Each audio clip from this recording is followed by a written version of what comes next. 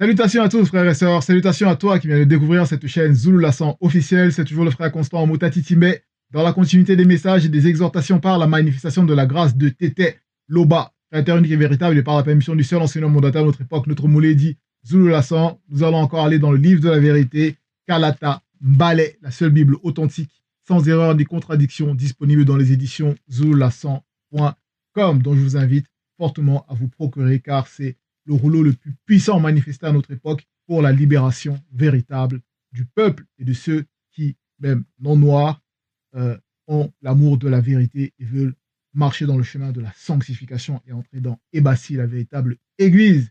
Nous avons la grâce de lire dans le livre de l'évangile caché de Koudoumane Moula, l'être suprême dans le visible.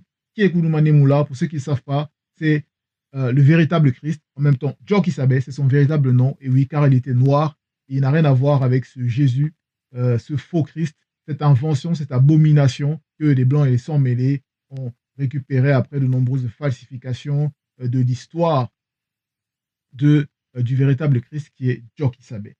Donc nous allons aller au chapitre 41 et nous allons lire du verset 3 jusqu'au verset 10. Et la partie dont nous avons la grâce de lire, c'est-à-dire le titre de la partie dont nous avons la grâce de lire pour cette exhortation, c'est la femme malade depuis 12 ans. Donc ici, nous allons, par la manifestation de la grâce de Tété, parcourir donc ces écrits dont nous avons la grâce de recevoir cette restauration. Car ici, il s'agit d'une restauration qui a été manifestée à une époque où Djok Isabé, c'est-à-dire le véritable Christ, qui était noir, était dépouillé, donc s'était dépouillé pour accomplir sa mission dans le visible. Et pendant cette période-là, quand Djok Isabé, il était avec ses apôtres, et il y avait une foule énorme qui le suivait, car ils étaient frappés par les miracles qu'accomplissait Djok Isabé, par ses prodiges. Intrigués, ils le suivaient, ils pressaient Djok Isabé, car Djok Isabé, il allait quelque part. On va le voir par la suite, au niveau de ce chapitre. Car c'est une partie qui est dans le chapitre 41. Donc, on va lire le titre après.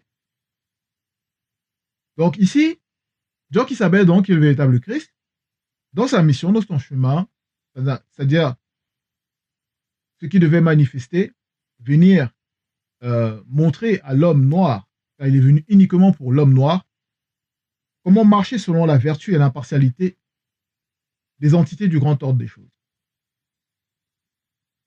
Donc, au cours de sa mission, il y a un homme qui est venu lui demander secours. Il est venu lui demander de l'aider, de l'aide par rapport à sa fille. Par rapport à sa fille qui était malade. Sa fille avait 12 ans. Donc, sa jeune fille de 12 ans qui était malade. Il est venu demander, donc c'était un chef du village de Djabane. C'est en fait le titre donc, du chapitre 41. Le chapitre 41.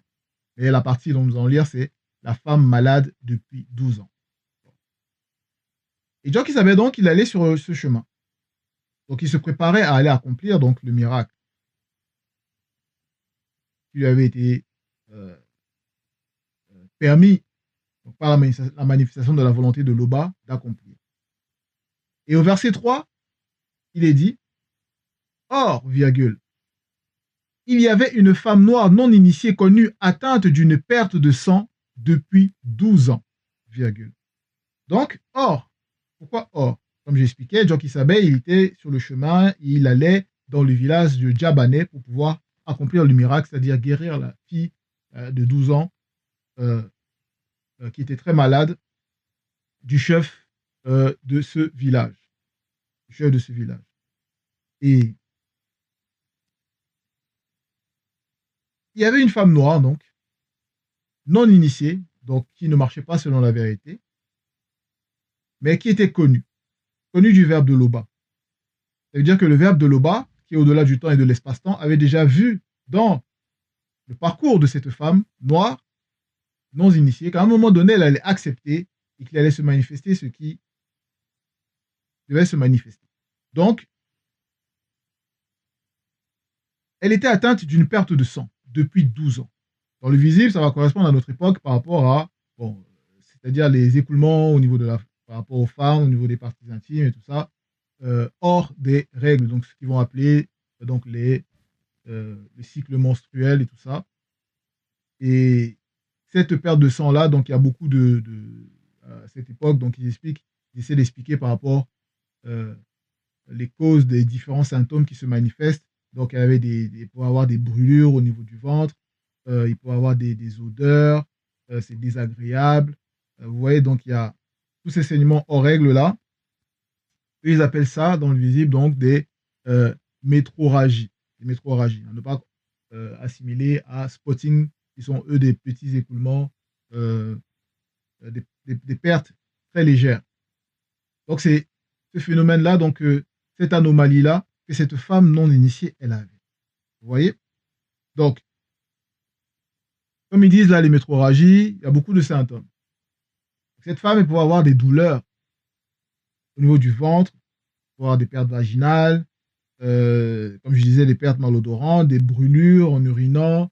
Et au niveau des causes, ils peuvent essayer d'expliquer ça par rapport à des grossesses qui peuvent être extra-utérines, des irrégularités menstruelles, la présence d'une infection, ça peut être le cancer du col de l'utérus, ça peut être une accumulation anormale, oui, voilà, une croissance anormale de la muqueuse au niveau de la paroi utérine et tout ça. Bref, il y a plein de choses derrière. Mais ici, on poursuit au verset 3 où il est dit et qui avait dépensé une grande partie de son argent chez les guérisseurs non initiés, virgule, médecins, sans qu'aucun n'ait pu la guérir. Point. Donc voilà, elle a fait des recherches, elle a essayé de trouver des solutions. Néanmoins, elle était active pour essayer de guérir. Comme on peut voir des personnes dans cette époque, au niveau des maladies, ils font tel médecin, d'autres vont aller au village pour essayer de se faire soigner, ça prend du temps, mais ils n'arrivent pas à trouver la cause réelle, ils n'arrivent pas à extirper le mal réellement par rapport à la situation de cette femme noire. Donc, c'était des guérisseurs dont certes, ils pouvaient avoir la notion par rapport à des plantes, s'ils avaient des connaissances, bien qu'étant non initiés, ils avaient certaines connaissances. Mais ça ne suffisait pas. Parce qu'il devait déjà se manifester quelque chose dans le visible pour qu'il y ait le témoignage du véritable guérisseur et du véritable médecin envoyé, mandaté, donc par l'Oba, pour pouvoir accomplir ces miracles, pour rendre témoignage de la manifestation de la bonté de Tété. Voilà. En cela, la guérison, ça doit d'abord toucher l'esprit. Ça doit d'abord toucher l'esprit. Bon. Pourquoi l'esprit? Parce que l'esprit doit d'abord recevoir. L'esprit doit recevoir, c'est le canal par lequel l'énergie va passer pour alimenter les autres corps. Donc, pour pouvoir diffuser l'énergie, pour pouvoir restaurer. Voilà. Donc, c'est d'abord l'énergie, c'est-à-dire l'esprit. L'esprit. Et c'est important, l'esprit d'abord. Parce qu'il y en a, ils vont rechercher ici et là des guérisons par rapport à des maladies dont les médecins, la connaissance des médecins actuels ne peut pas véritablement soigner. Mais ils ne peuvent pas percer le mystère, comprendre que derrière chaque chose, il y a un esprit. Donc quand il y a la maladie, ces anomalies-là, il faut d'abord s'interroger au niveau spirituel avant de pouvoir apporter la réponse pour le corps physique même. Au verset 4, c'est pour ça qu'il dit, on poursuit, elle s'approcha par derrière, virgule, et toucha le bord du vêtement de Jokisab. Point. Donc cette femme-là, elle a pris connaissance de qui était Jokisab. Forcément, les miracles que Jokisab accomplissait. Donc elle a reconnu, en voyant la foule qui le pressait, l'accompagnait,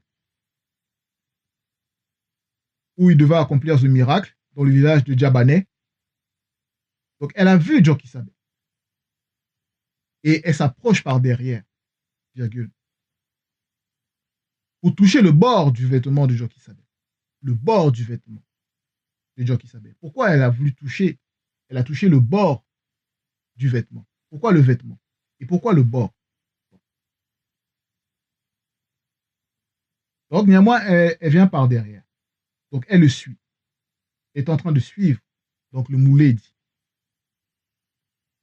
Et au verset 5, néanmoins, quand elle était consciente que le fait de toucher le vêtement, il pouvait y avoir une manifestation. Donc, elle avait cette connaissance que l'importance du vêtement, du vêtement du moulé dit. Elle était consciente parce que le fait d'avoir reconnu déjà que c'était un mouledi, le mouledi, elle savait que, mais forcément, au niveau du vêtement, il pouvait avoir l'énergie à travers le vêtement. Et si elle touche ça, ça allait impacter aussi son corps. Il y aurait une transmission pour avoir un impact dans le visible. Comme on sait que Bé, quand ils vont dire Élie dans les bibliothèques classiques, mais le véritable Bé, dans 1 roi 3,7, donc à la Tambalé, donc Kigne et Wa, chapitre 3, verset 7, quand Bé, il ôta, on va lire le verset, Bé ôta son pagne quand il était avec son disciple Tunga, avant de pouvoir être enlevé du visible. Bé ôta son pagne qui était rempli d'énergie, virgule, et en frappa l'eau du fleuve, et il eut une onde de choc lumineuse, entre parenthèses, électromagnétique, point virgule, l'eau s'écarta de part et d'autre, virgule, et ils purent tous deux, traverser à pied, à sec, point. Vous voyez? Donc il y avait l'énergie de ce Mutopeda Mundi, donc par le Mundi, donc il a transféré ça sur son pagne. Son pagne était rempli d'énergie. Et avec cette énergie-là, il a frappé les eaux du fleuve, ça s'est écarté. Ce qu'ils ont pris dans les bibliothèques classiques en falsifiant l'histoire, ils ont pris Moïse, ils ont pris soi-disant les Hébreux en Égypte, la sortie des Hébreux en Égypte, ils ont traversé tel fleuve là-bas ou mer, ils vont dire mer, et que il a frappé, les eaux se sont écartées. Vous voyez où ils ont pris cette histoire, ils ont falsifié. Bon, c'est restauré dans Kalatambale. Bon, on poursuit au niveau de l'énergie. Donc, elle a compris ça pour toucher le bord du vêtement. Parce que le fait d'être malade, cette perte de sang-là, c'est un peu comme expose une nudité. Donc, c'est une anomalie, une infection. Cette anomalie-là, voilà, ça va symboliser la nudité. Et donc, le fait de toucher le bord du vêtement va aussi représenter que ce vêtement-là va couvrir cette nudité-là, dans la réparation, dans la restauration du vêtement de l'aîné des deux. Là, on sait que Jokisabe est la lumière qui restaure. Au verset 5, donc, car elle se disait en elle-même, dans son esprit, 2 points. Donc, dans l'état de conscience de cette femme non initiée, cette femme noire non initiée,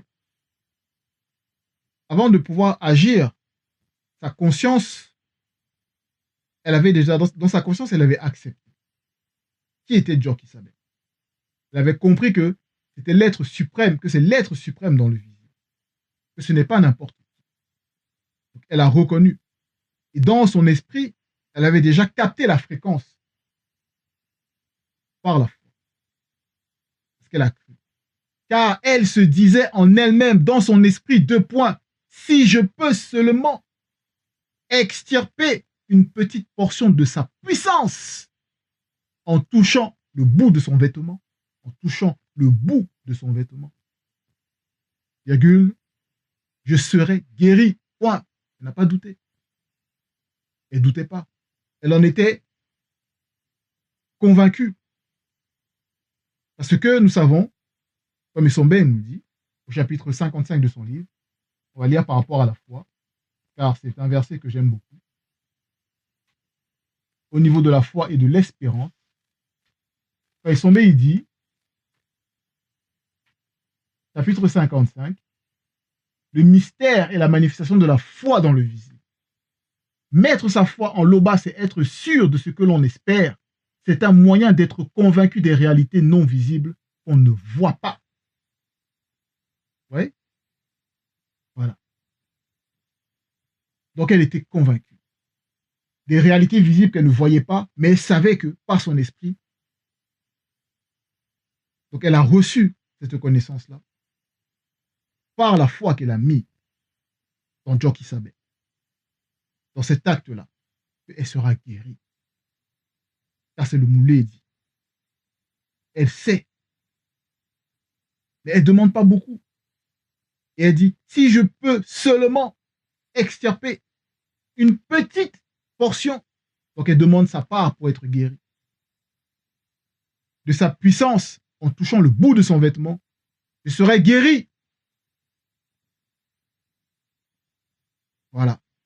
Elle était disposée et convaincue.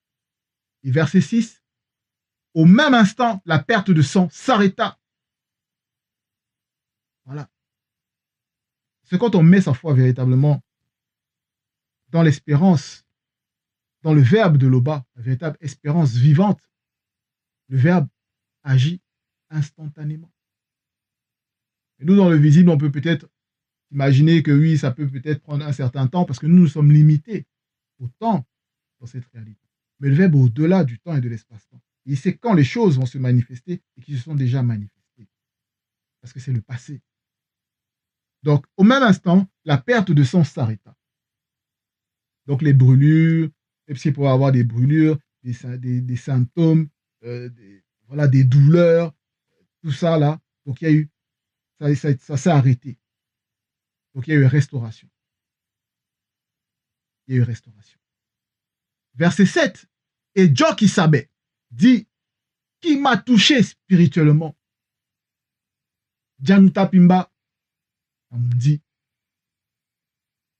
qui m'a touché spirituellement? Il pose la question. Et ici, il dit, c'est qui m'a, et c'est M apostrophe en minuscule. Donc, Djoki Sabé dans le visible, donc l'être suprême dans le visible. Voilà, mais ça, c'est avec M minuscule. Donc, c'est Djoki Sabé, là, lui, en tant que homme, là, dans le visible. Donc, qui l'a touché spirituellement? Qui a capté la fréquence? Qui a réussi à atteindre ce niveau spirituel pour pouvoir extirper par la foi cette puissance-là qui est réservée à ceux qui ont la foi pour recevoir la guérison?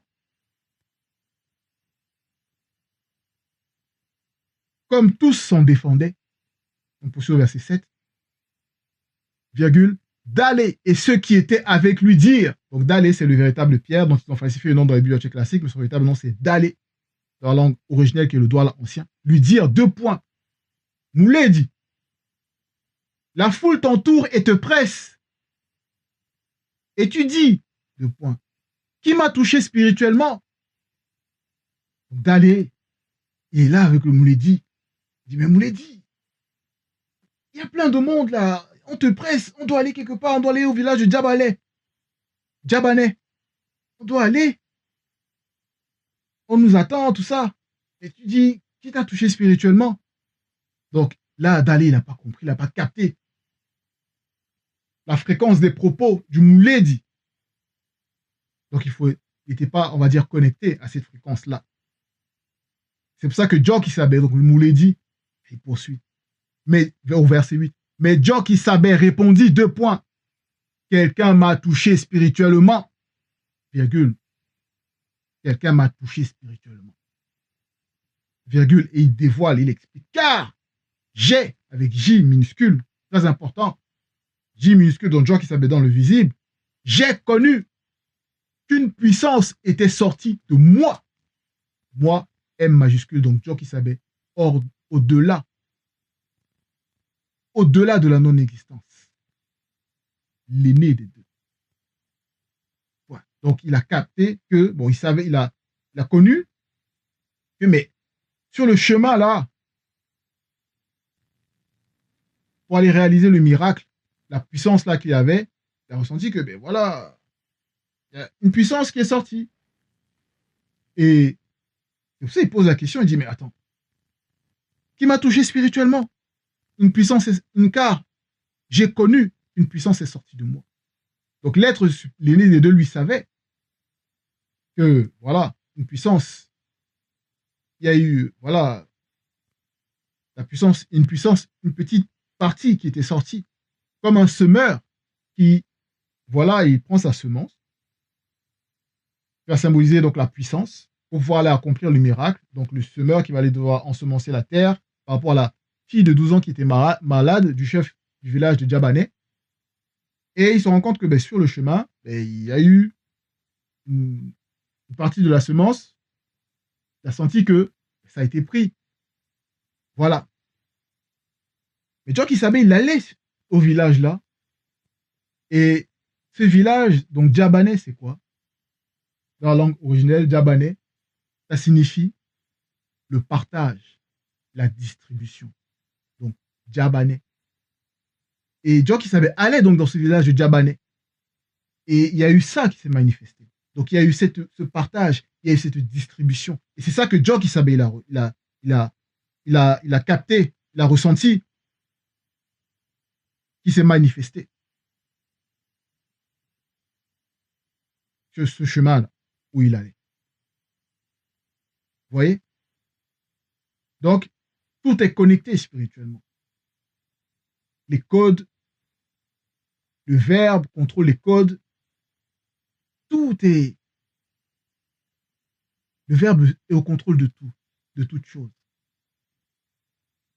Et c'est magnifique. Il n'y a pas de tâtonnement.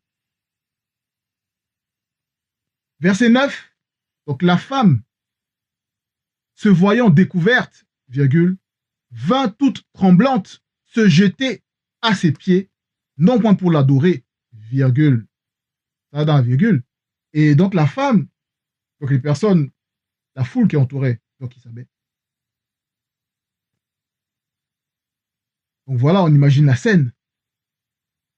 Comme déjà d'aller se poser la question, mais Mouledi, tu dis, on t'a touché spirituellement, qui? Mais qui a touché spirituellement Mouledi? Qu'est-ce qui se passe? La foule. Vous voyez comment au pays, quand il y a des, voilà, il y a des interrogations, ils ne savent pas, là, la foule commence à parler. Hein? Donc qu'est-ce qui se passe? Donc la femme, elle sait, elle observe, elle sait que, là, Mouledi là, il sait. Il sait que c'est moi. Je vais devoir aller au-devant de lui, non plus par derrière pour venir toucher le bord du vêtement, mais aller devant le Mouledi. La femme se voyant découverte, virgule, car on n'agit pas dans l'obscurité. On va dire que derrière, dans l'obscurité, ça va se manifester. C'est-à-dire que le verbe amène tout et expose tout. Et Simon, il est parti, et Simon qui vont dire